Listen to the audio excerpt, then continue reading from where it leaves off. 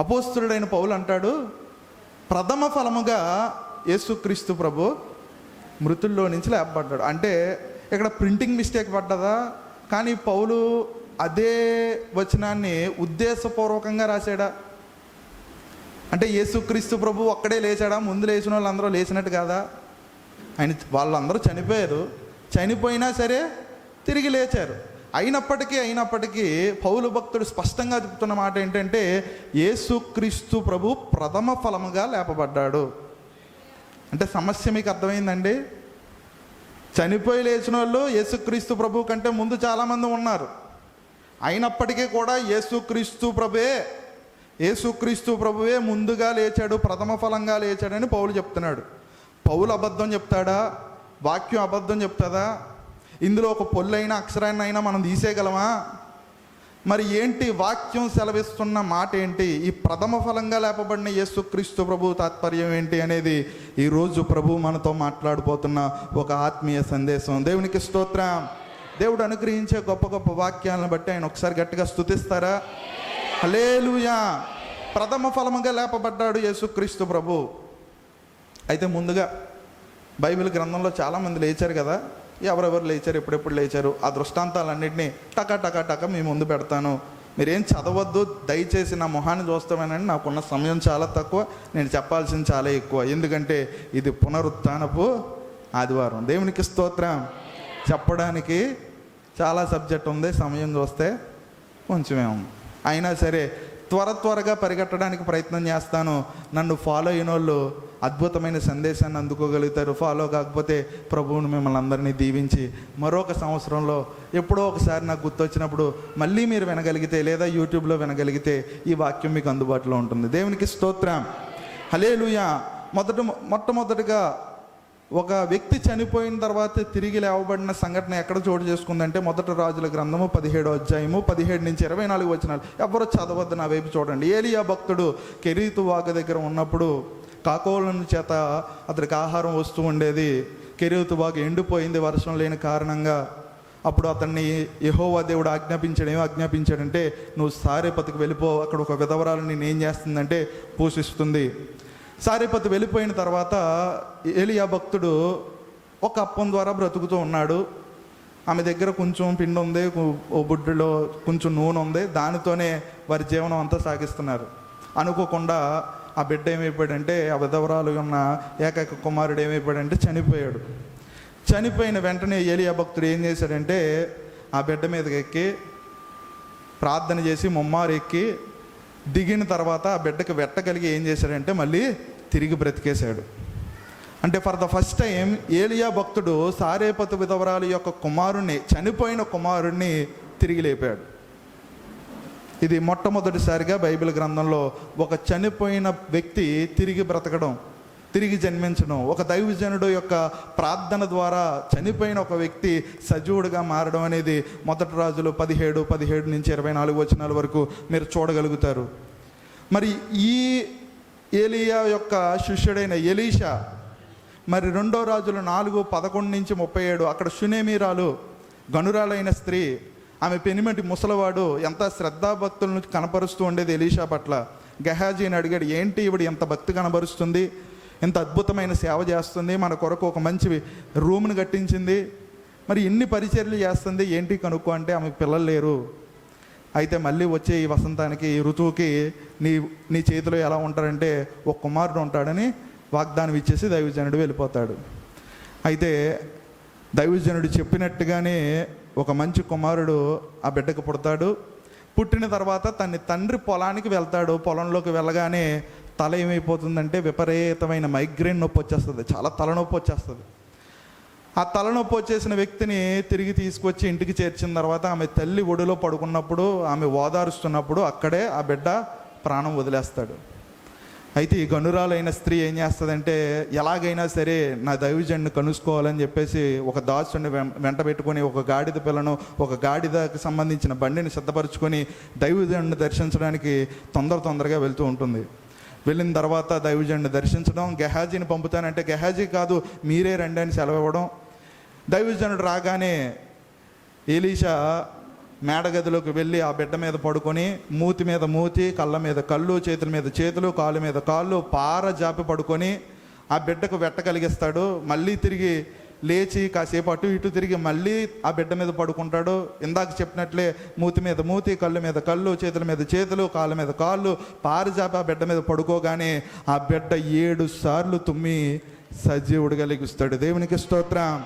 ఇది రెండోసారి ఒక మృతుడైన ఒక బాలుడు తిరిగి జన్మించడం, లేదా సజీవుడిగా మారడం, చనిపోయిన వాడు తిరిగి బ్రతకడం. ఇదే ఎలీషా భక్తుడు చనిపోయిన తర్వాత ఒక గుహలో పాతిపెట్టబడిన తర్వాత అతని యొక్క ఎముకలు తగిలి ఒక వ్యక్తి బతుకుతాడు. 2వ రాజుల గ్రంథం 13వ అధ్యాయము 20 నుంచి 21 వచనాలు చదివి వినిపిస్తే అక్కడ మీరు ఆ వ్యక్తిని మీరు గమనించవచ్చు.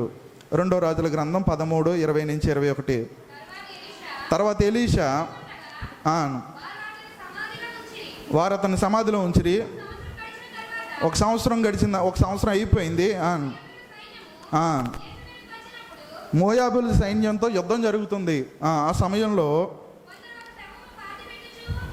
కొందరు ఒక శవమును పాతిపెట్టుచు సైన్యముకు భయపడి ఆ శవమును ఎలీషా యొక్క సమాధిలో ఉంచగా దింపిన శవము ఎలీషా శల్యమును తగిలినప్పుడు అది తిరిగి బ్రతికి కాళ్ళు మోపి నిలిచెను. దేవునికి స్తోత్రం. ఎలీషా భక్తుడు బ్రతుకున్న దినాల్లో ఇతడు ఎవరికి శిష్యుడు అంటే ఏలియాకు శిష్యుడు. ఏలియా కొనుపోబడుతున్న సమయంలో అతడు అడిగిన ఒక అద్భుతమైన అంశం ఏంటంటే, can you give me double portion of your anointment? నీ ఆత్మలో 2 పాలు నాకు దయచేయగలవా? Can you give double portion of your anointment అని చెప్పేసి ఎంతగానో బ్రతిమాలుతూ ఉంటాడు. If you see me you can receive my anointment అని చెప్తాడు ఏలియా నీవు కనుక నేను కొనుపోబడ్డం చూడగలిగితే ఖచ్చితంగా నీ మీద ఏమొస్తుందంటే 2 పాల యొక్క ఆత్మ నీ మీదకు దిగు వస్తుంది అని చెప్తాడు. అయితే ఏలియా భక్తుడు అతడు బతుకున్న దినాల్లో ఎన్ని అద్భుతాలు చేశాడంటే 16 అద్భుతాలు చేశాడు. ఎలీషా భక్తుడు తను మృతి పొందే సమయానికి ఎన్ని అద్భుతాలు చేశాడంటే 31 అద్భుతాలు చేశాడు.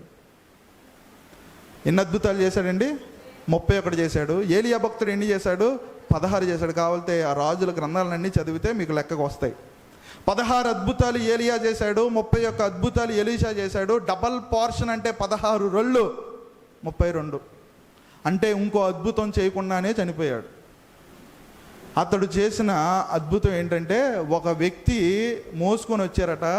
ఎక్కడికి మోసుకొచ్చారట అంటే ఎలీషా ఎక్కడైతే పాతి పెట్టబడ్డాడో అదే గుహ దగ్గరకు వచ్చారట. మోయాబులు వచ్చి ఆ దేశం మీద యుద్ధం చేస్తుండగా ఈ శవాన్ని ఏం చేశారట? ఆ గుహలోకి విసిరేశారట.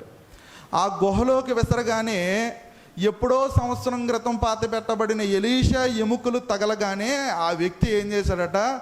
తిరిగి లేచాడట. 32వ అద్భుతం. దేవునికి స్తోత్రం. ఒక వ్యక్తికి దేవుడు ఒక వాగ్దానం దయచేస్తే, ఒక వ్యక్తి దేవుని యొక్క దగ్గర ఒక వాగ్దానాన్ని పొందుకుంటే, ఒక వ్యక్తి దేవుని దగ్గర ఒక అభిషేకాన్ని పొందుకుంటే అది మరణించిన తర్వాత కూడా అది సజీవంగానే ఉంటుంది. దేవునికి స్తోత్రం. నీ ఆత్మలో 2 పాలు నాకు దయచే. 2 పాలు దయచేస్తే 2 కార్యాలు ఆ బిడ్డ చేయగలిగాడు. ఒకసారి గట్టిగా చప్పట్లు కొట్టి ఆయన నామాన్ని మహింపరుస్తారు. దేవునికి స్తోత్రం. ఇది ఒక 3వ వ్యక్తి, చనిపోయిన వ్యక్తి మళ్ళీ తిరిగి బ్రతకడం. మత్తయి శుభవార్త 27వ అధ్యాయము 51 నుంచి 53 వచనాలు మీరు చదవగలిగితే అక్కడ కొంతమంది యేసుక్రీస్తు ప్రభు చదవద్దు కానీ ఒకసారి నన్ను చూస్తూ వినట్టు. యేసుక్రీస్తు ప్రభు శిలువ మరణం పొందిన తర్వాత భూమంతా బీటలు వారింది. ఆ సమయంలో ఏం జరిగిందంటే చీకటంతా కమ్ముకుంది.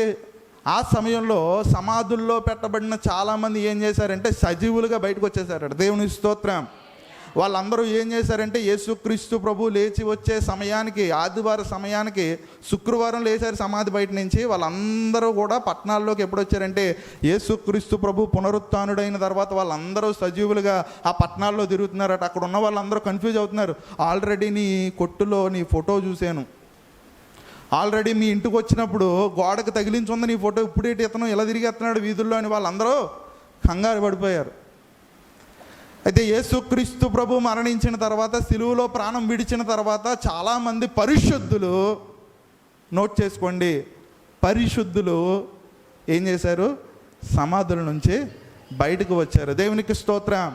4వ సంఘటన లూకా సువార్త 7లో నాయిన్ అనే పట్టణంలో ఒక నిర్భాగ్యురాలు విధవరాలు తనకొక్కగానో ఒక కుమారుడు, ఆ బిడ్డ చనిపోయి సమాధి తోటలోకి వెళ్ళిపోతున్నప్పుడు అయ్యో నా కుమారుడా అని పాడి వెంట పరిగెడుతున్నప్పుడు యేసుక్రీస్తు ప్రభు ఆమె కన్నీళ్లను చూసి కనికరపడి ఆ పాడిని ముట్టి ఆపగానే ఆ పాడి మోసేవారు ఏం చేశారు? నిలిచిపోయారు. అప్పుడు ఆయన చెప్పిన మాట, చిన్నవాడా లే అనగానే ఆ చనిపోయిన వ్యక్తి తిరిగి బ్రతికాడు. లూకా సువార్త 8:41, 42, 50 నుంచి 56 వచనాలు మీరు చదివితే అక్కడ జైరస్ అనే ఒక సమాజానికి సంబంధించిన అధికారి, ఒక సమాజ మందిరపు అధికారి యాయీరు, అతడి పేరు యాయీరు. అతడికి 12 ఏళ్ల కూతురు ఉంది. ఆ 12 ఏళ్ల కూతురు చావసిద్ధమై ఉన్నది, చనిపోవడానికి సిద్ధంగా ఉంది.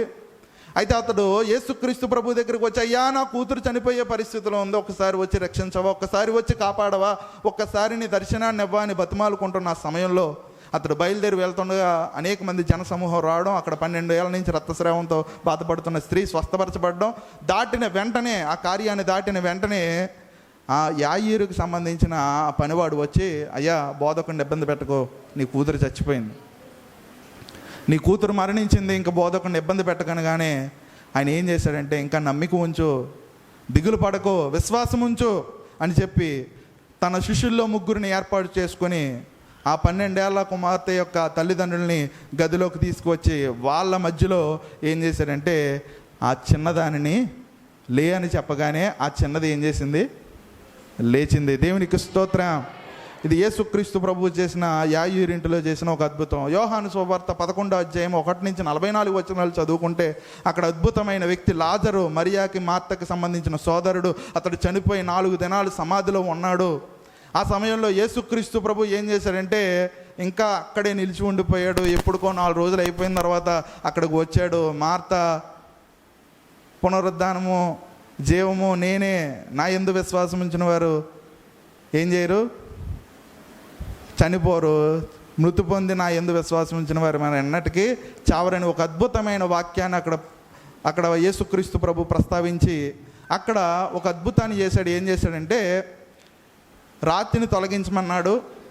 రాతిని తొలగించమనేటప్పుడు అక్కడ ఉన్న వాళ్ళు ఏమంటున్నారంటే, లాజరు చనిపోయి 4 రోజులు అయిపోయింది, కుళ్ళు వాసన వస్తుంది, కంపు వస్తుంది, భరించలేము అని వాళ్ళందరూ అభ్యంతరపడుతున్న సమయంలో మీరేం పర్లేదు రాతిని తొలగించండి అని ఏం చెప్తాడంటే యేసుక్రీస్తు ప్రభు, లాజరు, ఒకవేళ యేసుక్రీస్తు ప్రభు పేరు మెన్షన్ చేయకపోతే ఆ సమాధిలో ఎంతమంది ఉన్నా వాళ్ళందరూ సజీవులుగా బయటకు వద్దరేమో. దేవునికి స్తోత్రం. అతడు స్పష్టంగా ఒక్కడి పేరునే ప్రస్తావిస్తున్నాడు. అతడి పేరు ఏంటంటే, లాజరు నువ్వు బయటకు రా అనగానే అతడు ఏ క్లాతులతో అయితే చుట్టబడ్డాడో ఆ క్లాతులతోనే గెంతుకుంటూ బయటికి సజీవుడిగా వచ్చేసాడట. దేవునికి స్తోత్రం.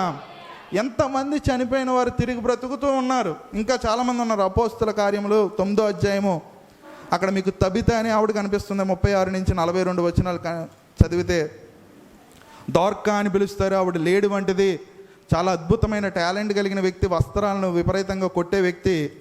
ఆ వ్యక్తి ఏం చేసిందంటే పాపం ఒక చిన్న జబ్బు చేసి చనిపోయింది. ఆవిడ యొప్పేకి సంబంధించిన ప్రాంతంలో నివసించే ఆ తబిత చాలా అద్భుతమైన అంగీలను కుట్టేదట, ఎంబ్రాయిడరీ వర్క్ చేసేదట. చాలామంది ఆడవాళ్ళకి జాకెట్లు టాలెంట్గా కుడితే వాళ్ళకి ఏం చేస్తారో ఎన్ని డబ్బులన్నా ఇవ్వడానికే వెనకాడరు. ప్రస్తుతం ఉన్న రోజుల్లో టాలెంటెడ్ టైలర్ని పట్టుకోవడం చాలా కష్టం అవుతుంది. ఆ బాధ అంతా మీకు తెలుస్తుంది. మనకు కూడా టాలెంటెడ్ టైలర్స్, ఒక అద్భుతంగా షర్ట్ కుట్టేవాడు కానీ ప్యాంట్ కుట్టేవాడు కానీ ఉంటే అతనికి ఏం చేస్తాం మనం? అద్భుతమైన గౌరవాన్ని, ప్రేమను, 100 రూపాయలు తీసుకునేవాడికి 150 రూపాయలు, 200 తీసుకునేవాడికి 300 ఇచ్చి నువ్వు అద్భుతంగా కుడుతున్నావు, నీ రుణాన్ని నేను తీర్చుకోలేనని అత్యున్నతమైన కృతజ్ఞత కనబరుస్తాం. ఈ తబిత ఏం చేసేదంటే వాళ్ళందరికీ వస్త్రాలు కుట్టించేదట. ఆ విధవరాళ్ళందరూ ఎంతగానో బాధపడిపోతున్నారు, చూడయ్యా మాకు ఎలాంటి వర్క్ చేసేదో. టాలెంటెడ్ ఫెలో తబిత, దోర్కా లేడీ వంటిది, చురుకైనది, అద్భుతమైన వ్యక్తి. ఆ టైంలో అక్కడ ఎవరున్నారంటే పేతురు గారు ఉన్నారు. పేతురు గారిని ఏదో ఒకలాగా పిలిపించారు. పిలిపించిన తర్వాత వాళ్ళందరినీ బయటకు వెళ్ళిపోమన్నాడు. ఆయన మోకరించి ప్రార్థన చేశాడు. మోకరించి ప్రార్థన చేసి తబితని ఏమన్నాడంటే లే అన్నాడు. లే అనగానే ఆవిడ లేచి ఏం చేసింది? కూర్చుంది. ఏదో నిద్రపోతున్న వ్యక్తిని ఇలా తట్టి లేగమ్మా అంటే లేచేసినట్లు లేచేసింది. తర్వాత చెయ్యి ఇచ్చి లేవదీసి ఆమెను ఎవరికి అప్పగించాడంటే పరిశుద్ధులకి, అక్కడ ఉన్న విధవరాలకి. ఆమెను సజీవురాలుగా అప్పచెప్పాడు. చనిపోయిన ఆవిడ్ని సజీవురాలుగా ఇచ్చేశాడు. దేవునికి స్తోత్రం. ఇంకా అపోస్తలుడైన పౌలు సంగతి అయితే ఇంకా చెప్పక్కర్లేదు. 20వ అధ్యాయము 7-12 ఐతుకు అనే వ్యక్తి కనబడతాడు మీకు అక్కడ ఒక మాట చదవండి. 27-12. ఆదివారం మేము రొట్టె విరుచుటకు కూడినప్పుడు పౌలు మరునాడు వెళ్ళనై ఉండి వారితో ప్రసంగించు అర్ధరాత్రి వరకు విస్తరించి మాట్లాడుచుండెను. దేవునికి స్తోత్రం. మా పాస్ట్ గారు అలాంటి వారు కానందుకు నేను ఎంతగానో స్తోత్రాలు చెప్తున్నాను అన్న వాళ్ళు మనసులో స్తోత్రాలు చెప్పుకోండి. మనసులో గట్టిగా స్తోత్రాలు చెప్పారు, చాలా గట్టిగా కనబడ్డాయి. మా పాస్ట్ గారు ఎప్పుడు టైంకి వదిలేశారు. బాబోయ్, ఈ అపోస్తలుడైన పౌలు ఆత్మ మా మీద పనిచేయట్లేదు, ఎప్పుడు టైంకి వదిలేయడం. పాపం ఆ రోజు ఆయన తర్వాత రోజు వెళ్ళిపోవాల్సిన అర్జీలో ఉన్నాడు, ఆ ఇంటెన్సిటీలో ఉన్నాడు. ఆయన ఏం చేస్తున్నాడంటే అర్ధరాత్రి వరకు విస్తరించి మాట్లాడుతున్నాడట. మనం ఏ సమయంలో అన్నా మెలకువగా ఉండవాలం, కానీ వాక్యం చెప్పేటప్పుడు మాత్రం మెలకువగా ఉండాలన్నా సరే నిద్రాత్మ మనల్ని ఆహ్వానించి ఇంకా అద్భుతంగా జోలపాడుతున్నట్టు. పోనీ ముసలోడా, వయసు అయిపోయినోడా, కష్టపడుతున్నాడా, ఇలాంటి పరిస్థితిలో ఉన్నాడా అంటే కాదు. మంచి యవనస్తుడు ఎక్కడ కూర్చున్నాడు? అందరూ కింద కూర్చుంటే మనోడు ఎక్కడ కూర్చున్నాడు? కిటికీ మీద కూర్చున్నాడు. ఇలాంటి అద్భుతమైన పరిస్థితులు ఉన్న ఈ వ్యక్తి వాక్యం చెప్తుండగానే అని ఆవలించి పడిపోయాడు. నిద్రగల ఆత్మ అతను ఆహ్వానించగానే ఏం చేశాడు? మేడ మీద నుంచి పడిపోయి అక్కడికక్కడే చనిపోయాడు. వెంటనే అపోస్తలుడైన పౌలు వచ్చి అతన్ని హత్తుకొని వెంటనే బ్రతికించాడు. ఐతుకును బ్రతికించి అతన్ని సజీవుడిగా మళ్ళీ తిరిగి అప్పచెప్పాడు. ఎంతమంది చచ్చిపోయిన వాళ్ళు బతికితే పౌలు అంటాడు, ప్రథమ ఫలంగా యేసుక్రీస్తు ప్రభు ఒక్కడే చచ్చిపోయి తిరిగి బతికాడు. ఇది ఏమన్నా సమంజసంగా ఉందా? ఇది ఏమన్నా లాజికల్గా ఉందా? ఇది ఏమన్నా తర్కబద్ధంగా ఉందా? నేను చెప్పేటప్పుడు ఈ 10 రకాల వ్యక్తులని మీరు గమనించినప్పుడు 10 మంది యేసుక్రీస్తుతో పాటు కలిపితే 10 మంది. ఈ 10 మంది చనిపోయి తిరిగి బ్రతికారు. ఈ 10 మంది చెప్పడానికి నాకు ఎంత పట్టిందో? ఒక అరగంట పట్టిందో, పావుగంట పట్టింది. వీళ్ళందరూ కాదు, యేసుక్రీస్తు ప్రభు ఒక్కడే ప్రథమ ఫలంగా లేపబడ్డాడు. ఇది ఏమన్నా సమంజసంగా ఉందా? తర్కబద్ధంగా ఉందా? న్యాయబద్ధంగా ఉందా? అబద్ధాలు ఆడచ్చా? మోసం చేయొచ్చా?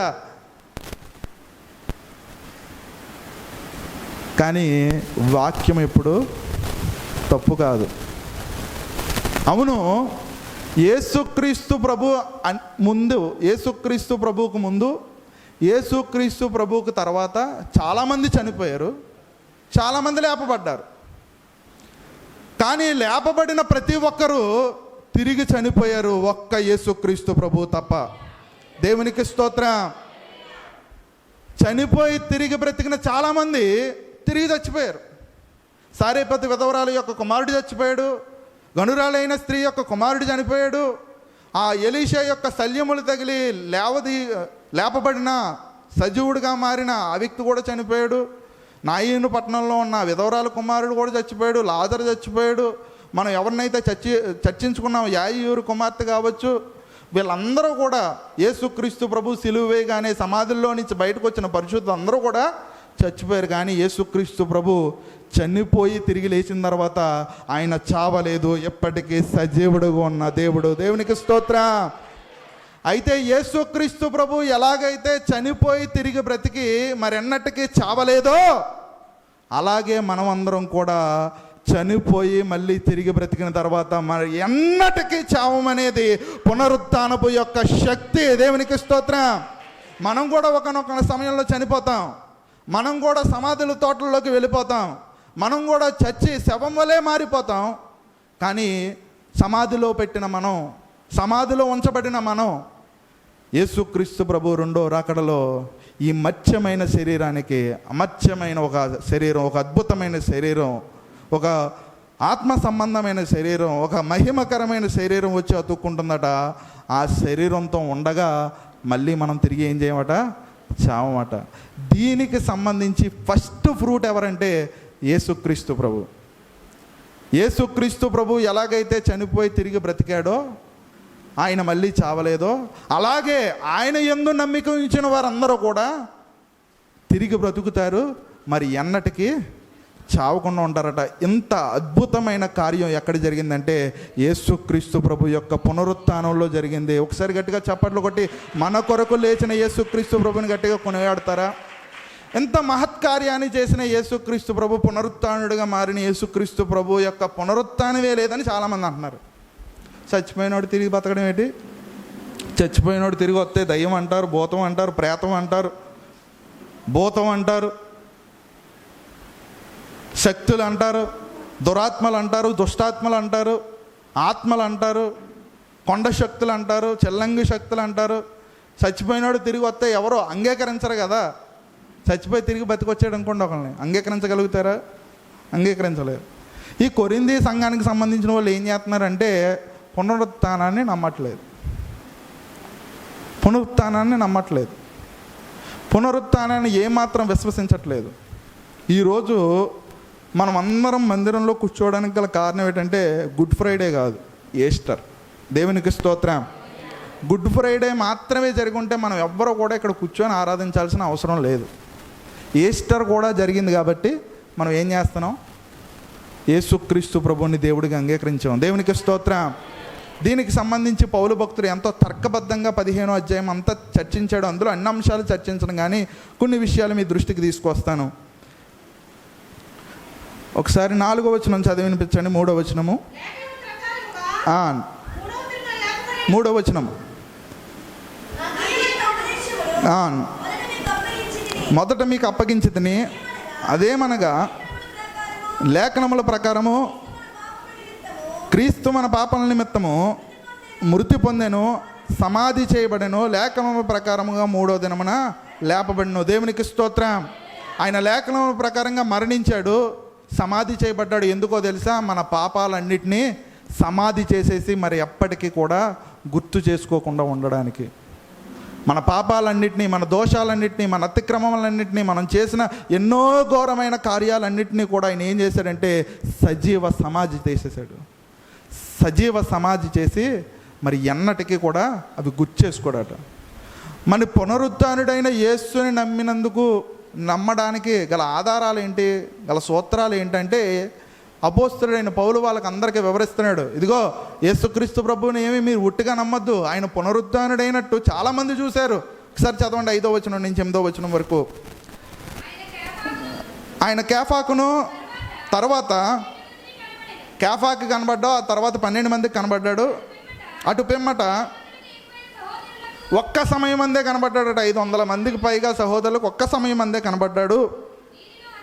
వీరిలో అనేకులు ఎప్పటి వరకు నిలిచి ఉన్నారు, కొందరు నిద్రించిరి. తర్వాత యాకోబుకు, అటు తర్వాత అపోస్తులందరికీ కూడా కనబడ్డాడు. అందరికీ కడపట అకాలమందు పుట్టినట్టు నాకును కూడా కనబడ్డాడు. యేసుక్రీస్తు ప్రభు చచ్చిపోయిన తర్వాత చాలామంది అన్నారు ఆయన శిష్యులు ఏం చేశారంటే ఆయన బాడీని మాయం చేశారు, ఎక్కడో దొంగతనంగా కప్పెడేశారు, ఎక్కడో దొంగతనం చేసి 3వ రోజులు వేసారని అబద్ధ ప్రచారం చేశారు అని చాలామంది అప్పుడున్న సంఘాలకు ఏం చేసేవారంటే దుర్బోధలు చేసేవారట. కానీ ఆ దుర్బోధనలన్నింటినీ ఖండించడానికి ఐ విట్నెస్లు ఎన్ని ఉన్నాయి చూడండి. కేఫా ఉన్నాడు, 12 మంది ఉన్నారు, 500 మంది పైగా సహోదరులు ఉన్నారు, అపోస్తులు ఉన్నారు, యాకోబు ఉన్నాడు, వీళ్ళందరూ కూడా ఉన్నారు. వీళ్ళందరూ కూడా ఎవరిని చూశాడంటే పునరుత్థానుడైన యేసుక్రీస్తు ప్రభువుని చూశాడు. విట్నెస్ ఉంది, సాక్ష్యం ఉంది. కోర్టుకి ఏం కావాలండి? నోటి మాటలా, సాక్ష్యాలా? ఒకవేళ కంటితో చూసిన ఒక వ్యక్తి వచ్చి సాక్ష్యం చెప్పాడు అనుకోండి, అతని యొక్క సాక్ష్యాన్ని చెల్లిస్తారు కదా, చెల్లుతుంది కదా. ఒక మర్డర్ జరిగింది, ఒక కంటితో చూశాడు ఒక అబ్బాయి వచ్చి, ఇదిగో ఇతనే స్వయంగా తన చేతితో కత్తించుకొని నరికేశాడు అని ఐ విట్నెస్ చెప్తే ఖచ్చితంగా దాన్ని ఏం చేస్తారు? నమోదు చేసుకుంటారు, తదుపరి విచారణకు ఆజ్ఞాపిస్తారు. అంటే ఐ విట్నెస్ అనేది చాలా ప్రాముఖ్యమైన విషయం. పోనీ ఇలాంటి ఐ విట్నెస్లు ఒకలా ఇద్దరా 10 మంది అంటే కొన్ని వందల మంది యేసుక్రీస్తు ప్రభు పునరుద్ధానుడిగా తిరగడం కొన్ని వందల మంది చూశారట. అన్నిటికంటే ముఖ్యంగా అపోస్తలుడైన పౌలు కూడా దమస్కు మార్గాన్ని వెళ్తుండగా నీవు హింసిస్తున్న యేసును నేనే అని దర్శనం ఇచ్చాడట. ఈరోజు అక్కడ ఎప్పుడో పుట్టినోళ్ళు చూశారు, ఇప్పుడున్న మీరు చెప్తున్నారు ఏ విధంగా నమ్మాలి అని మీరు అందరూ అడుగుతారు. అపోస్తలుడు చచ్చిపోయాడు, కేఫా చచ్చిపోయాడు, 500 మంది చచ్చిపోయారు, వాళ్ళందరూ చచ్చిపోయారు. అప్పుడు ఎప్పుడో జరిగిన సంఘటన ఇప్పుడు మీరు ఎలా చెప్పగలుగుతారు? ఈరోజు